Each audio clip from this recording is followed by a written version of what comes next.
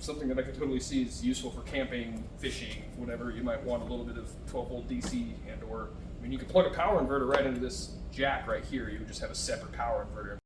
Hey guys, so if you do a little bit of DIY stuff for repair, you might recognize these little batteries. You can find them oftentimes, at least where I source these ones, were in the battery box for a trailer that has trailer brakes. I used to work with a trailer manufacturer, and they let me take all the old battery boxes, and I knew they had these batteries, and it seemed that the issue was the circuit board, which I was right on most of them. So I have a bunch of these batteries, and they're just little 5 amp hour 12-volt batteries. You can see right there.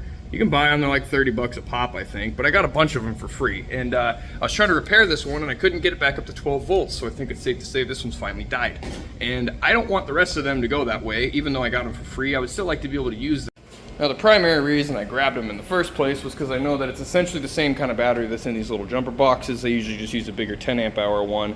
I've found that just taking 2 of those batteries side by side is almost the exact same size anyways. You can just fix these little guys right up.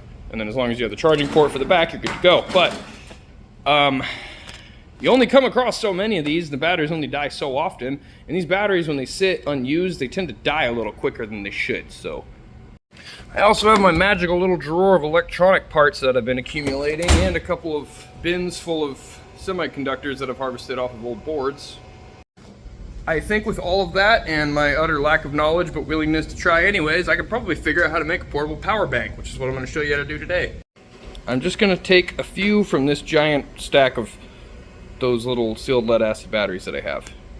Now I basically just need to decide how many batteries I want, set them up, and then figure out how big that's going to be, and then hook up some sort of discharging port to it, and I have the functionality portion. But then I need to make it usable, because it can't really work more than once if all you can do is discharge it and not charge it. So I'll have to make it chargeable, and then I will have to make the footprint fit inside of a little box, or get a bigger box that the footprint fits inside of. I don't know, but this is where I'm going with this. Alright, I decided 6 seems like a pretty good number. That'll give me 30 amp hours at 12 volts, which is like over 300 watt hours, I think. I'm going to need to put this in a box eventually, and that's going to probably affect the way the wiring goes. So I'm going to find a box first, and I'm going to try to find something that I don't need anymore. And this old tire chain box looks like it'll do just fine.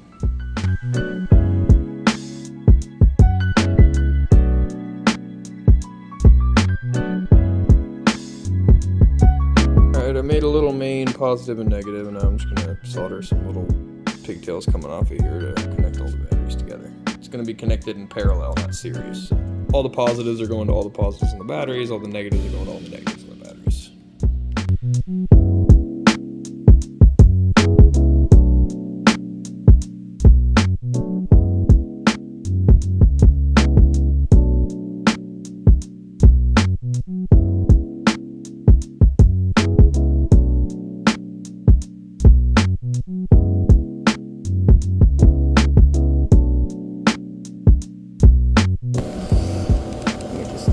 Tuck that in there for some added safety. Alright, well, I have a power bank. It's a bank of batteries. It's a box full of a bunch of batteries that are 12 volt and they're wired up.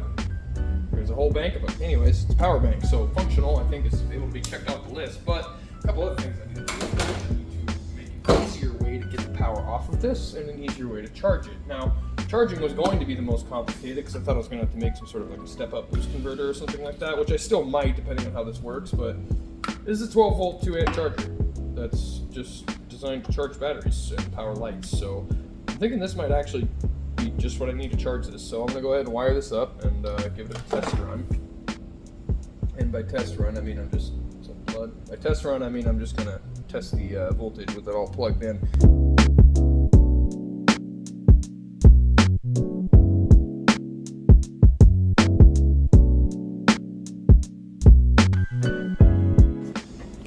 Soldering in a little 3 amp diode here, making sure that it's going the right direction.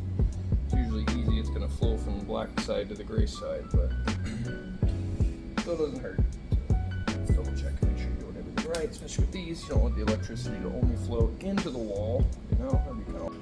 Well, got the charger all hooked up, now I'm going to plug it in and test the voltage. Make sure it doesn't drop at all. But charger is on, it's green, and that usually indicates if something's wrong with the charger itself, because I have wired this on incorrectly before on other things. So This little green light tells me a good bit of info that nothing's wired incorrectly at least, or it's not hurting the charger. Now we just need to test 12.7 volts. And when I unplug it, still at 12.7. So I think that's a success.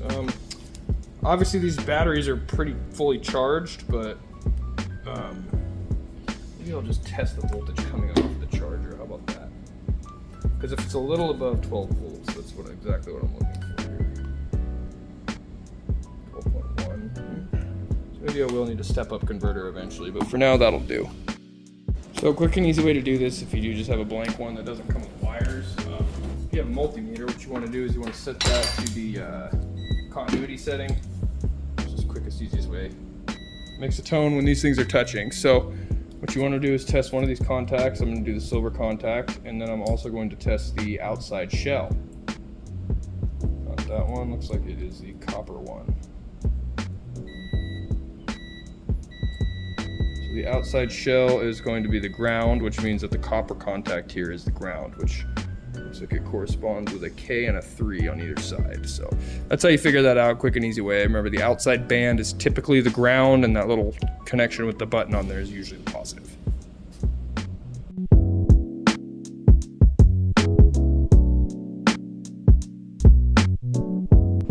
Got everything all nice and neat and, super safe in there. So I'm gonna go ahead and, moment of truth, test out this super safe, super nice looking user interface here.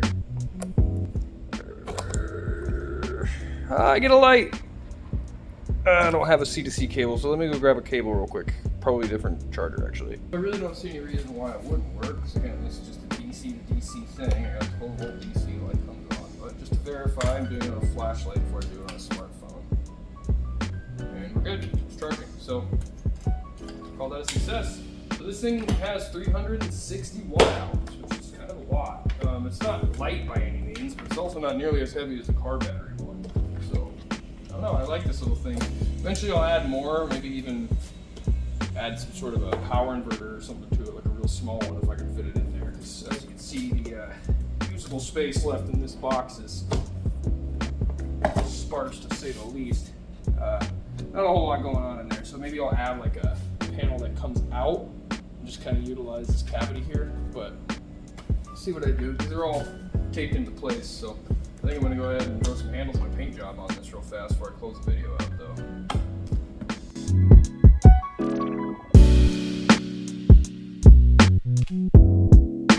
Well, here it is. Pretty simple, pretty, basic, but it gets the job done, especially if you have one of those cigarette lighter chargers. And the fact that I got it to charge off of house power, honestly, is the thing I'm most excited about. It's something that I can totally see is useful for camping, fishing, whatever. You might want a little bit of 12 volt DC, and or you can plug a power inverter right into this jack right here. You would just have a separate power inverter. It'd be kind of annoying, but as far as like a battery box, something to bring 12 volts with you wherever you go, I'd say this thing works. Eventually I'm going to make some sort of interface with this, probably a smarter charger so that I can hook up a solar panel to it. Anyways, I do have a solar panel, but I think this is 10 watts, but it outputs 32 volts. So I'll have to figure out how to control that down into this, and probably end up just buying a charger controller for that. Anyways, it's functional and it works, at least as it is. So I think this is a good place to end the video, and I will probably start a series on this if it gets good traction, just all the little upgrades that I do along the way. I'll be upgrading it anyway, so the performance of this video will determine whether I bother to film it. So anyways, I hope you guys enjoyed the video, and if you did, please consider liking and subscribing.